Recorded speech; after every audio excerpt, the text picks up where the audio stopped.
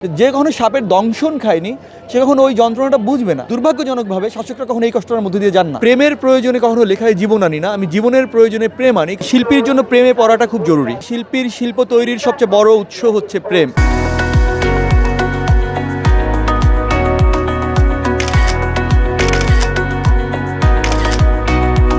আমাদের আর কখনো দেখা হবে না, যেখানে শেষ দেখা সেখানে পড়ে থাকবে শিউলি ফুল, অথচ গন্ধ ছড়াবে রাফলেশিয়া। অলকানন্দা নামের যে নদী সেও শুকিয়ে যাবে, আর সেখানে জেগে উঠবে আদিগন্ত সাহারা। বাংলাদেশের এই মুহূর্তের সবচেয়ে জনপ্রিয় হিসেবে যার কথা বলা হয় তার নাম সাদাত হোসাইন, যিনি ছিলেন পেশায় সাংবাদিক।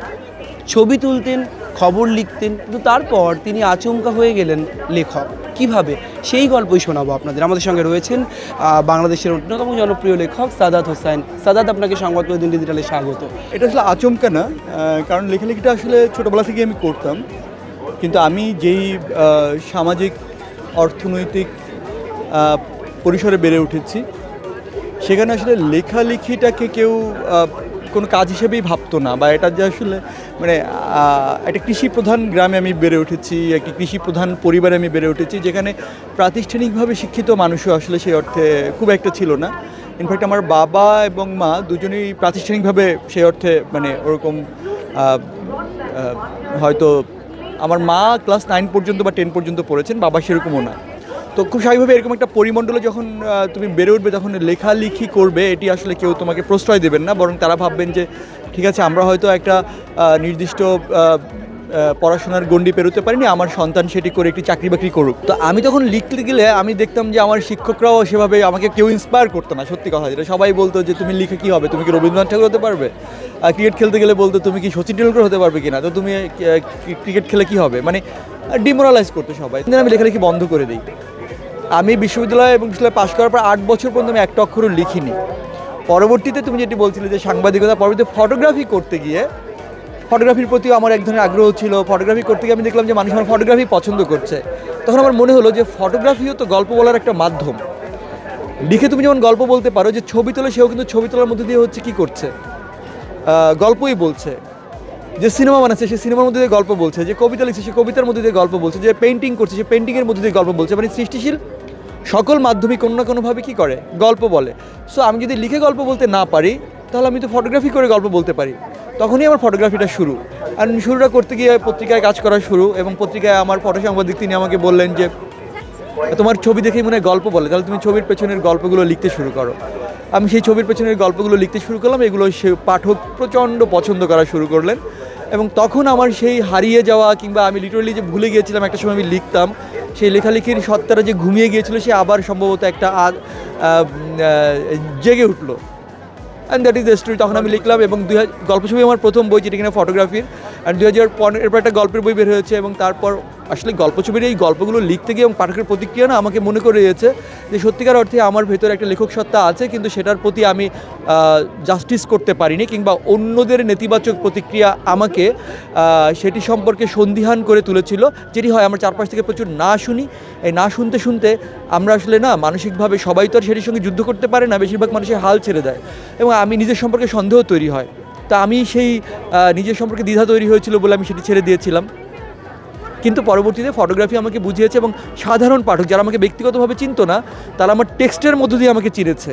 সুতরাং তাদের কাছে মনে হয়েছে যে আমার টেক্সটটা আসলে শক্তিশালী, এবং তখন তাদের কাছে যে প্রতিক্রিয়াটা আমরা পেয়েছি, সেই প্রতিক্রিয়াটা আমার সেই দ্বিধার দেয়ালটাকে ভেঙে দিয়েছে, যার ফলে আমি 2015 সালে আমার প্রথম উপন্যাস প্রকাশিত হয়, যেটা আমি একবার দুঃসাহস করে প্রকাশ করি। আমার প্রকাশক বলেন যে হ্যাঁ, আরশিনগর বলেন যে এত বড় বই পাঠক কিনবে না, তোমার বই 100 টাকার বেশি দাম হলে কিনবে না, তুমি ছাপিও না। আমি একটু বলতে গেলে স্ট্যাবর্ন হয়ে আমি বলি যে না, আমি এটি করবই। এবং বইটি যখন প্রকাশ পায় তখন মানুষের মুখে মুখে ছড়িয়ে যায়।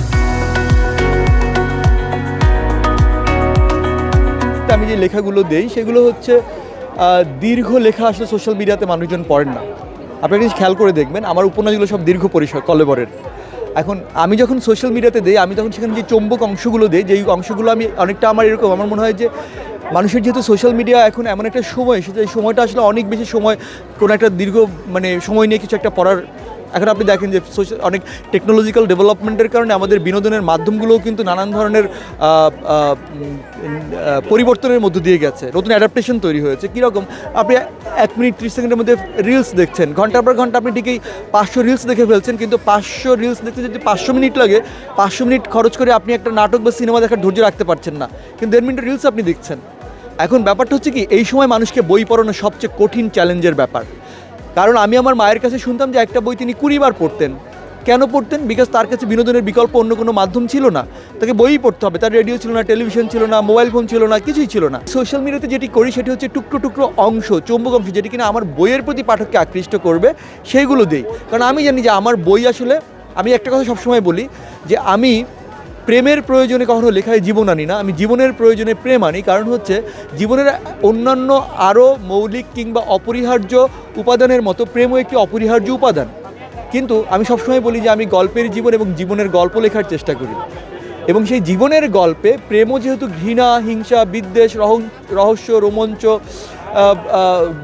আরও অন্যান্য যে অনুভূতি মানুষের আছে, সেই অনুভূতির মতো আরও একটি অনিবার্য অনুভূতি প্রেম আসলে আমার গল্পে সেরকমই আসে।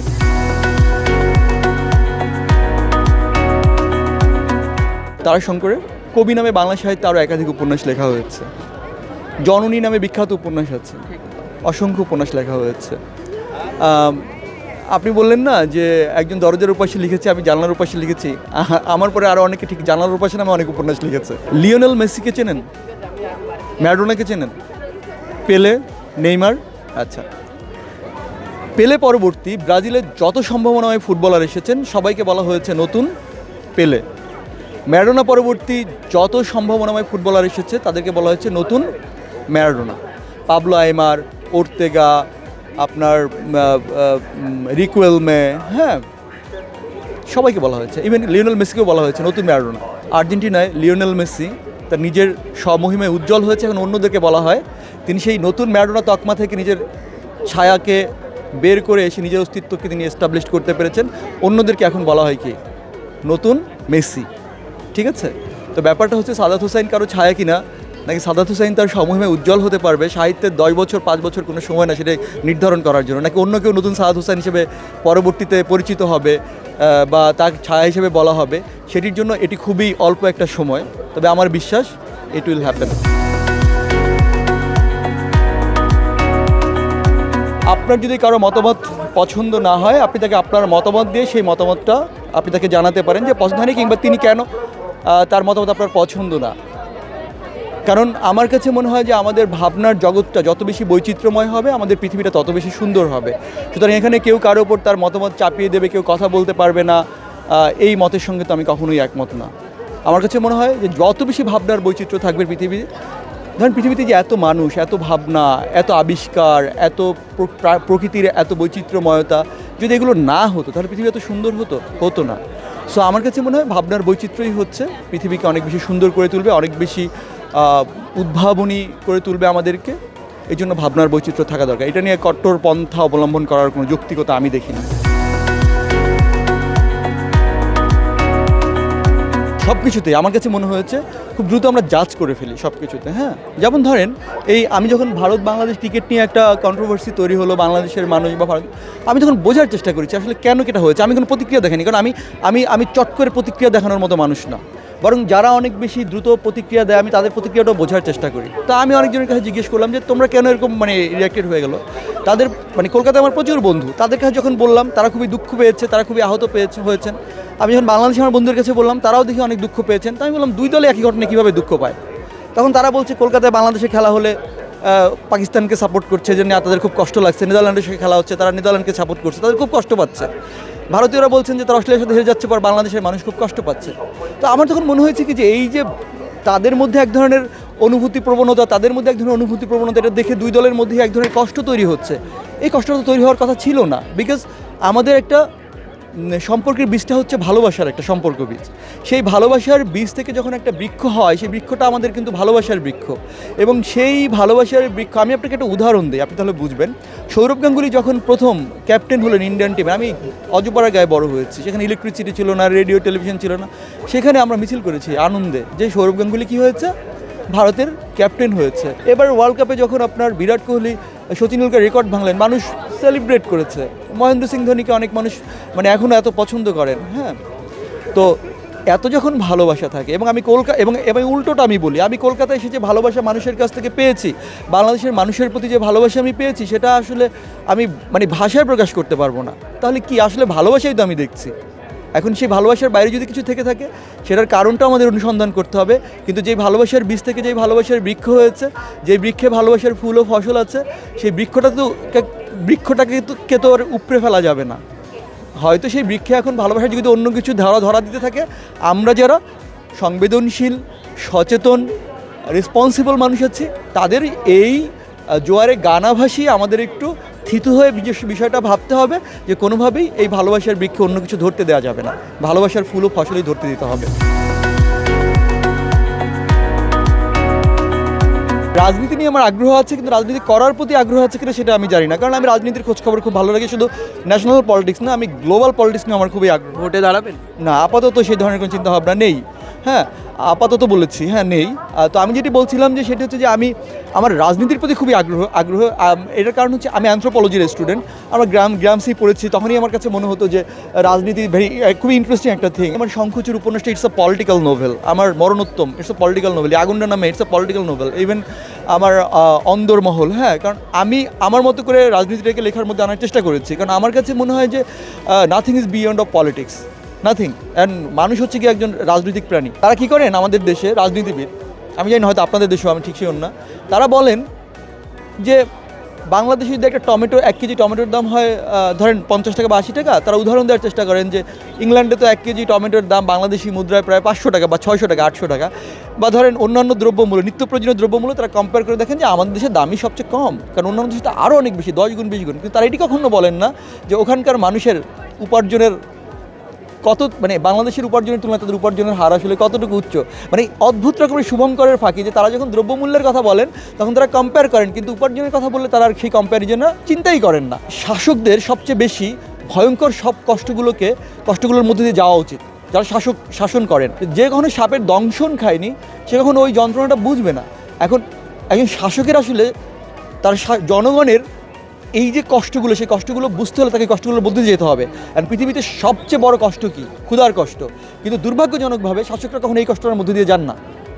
এই জন্য আমি সবসময় মনে করি যে আপনি যেটি বললেন যে দ্রব্যমূল্য বাড়ছে বা রাজনৈতিকরা সবসময় অস্বীকার করতে চান এই বিষয়গুলো, কারণ তারা এই কষ্টের মধ্যে যান না। কারণ রাজনীতিবিদরা এখন হচ্ছেন বিজনেস পার্সনরা।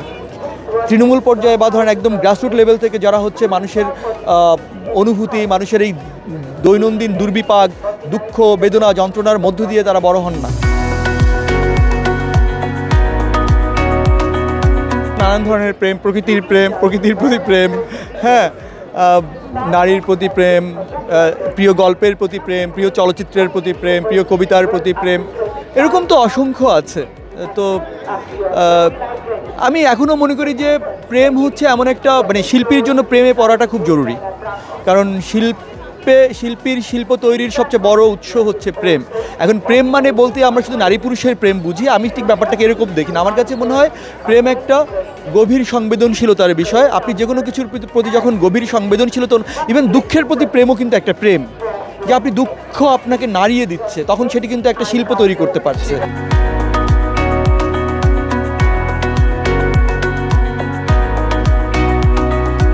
কবিতার কথা যেটি বললেন সেটি হচ্ছে যে সুনীল গঙ্গোপাধ্যায়ের কেউ কথা রাখেনি ছোটোবেলায় যখন আমি প্রথম পড়ি, তখন সেই কবিতাটা আমার মনের মধ্যে গেঁথে আছে। আমাদের আর কখনোই দেখা হবে না, কথা হবে না। প্রাচীন রোম, গ্রিস, মেসোপটেমিয়া কিংবা মহেঞ্জোদারোর মতো আমাদের ঝলমলে দিন সৌকর্য ক্রমশই ঢেকে দিতে থাকবে সময়ের অমুখ আলখাল্লা। বিস্তৃতির অতলে ডুবে যেতে থাকবে আলো, নেমে আসতে থাকবে অন্ধকার। আমাদের দগদগে বেদনার ক্ষত হয়ে উঠতে থাকবে ক্রমক্ষয়িষ্ণু দাগ। আর আমরা সময়ের ধুলোয় ঢেকে যাওয়া প্রাগৈতিহাসিক পাথরের মূর্তি নির্বাক। আমাদের আর কখনোই দেখা হবে না। দেখা হতেই হবে, কারণ সাদাত জনপ্রিয় লেখক, বারবার লেখেন এবং তার লেখার মধ্যে দিয়ে বারবার তার যে সত্তা সেটাই প্রকাশ করেন নিরন্তর। ক্যামেরায় শুভজিৎ মুখোপাধ্যায়ের সঙ্গে রমেন দাস, সংবাদ প্রতিদিন .in।